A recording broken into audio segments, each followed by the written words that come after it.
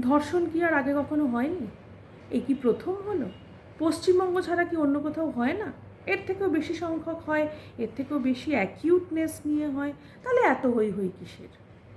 ঘটনা ধর্ষণ মাত্রই অত্যাচার, যে কোনো নারী নির্যাতনই দুঃখের, প্রতিবাদের, সেটা স্তব্ধ হওয়া দরকার।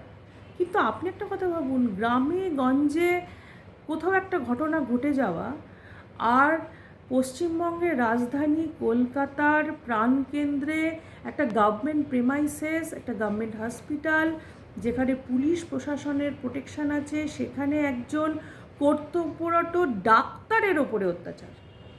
দুটো এক নয় কিন্তু। পায়ে ক্যান্সার আর মুখে ক্যান্সার এক নয়।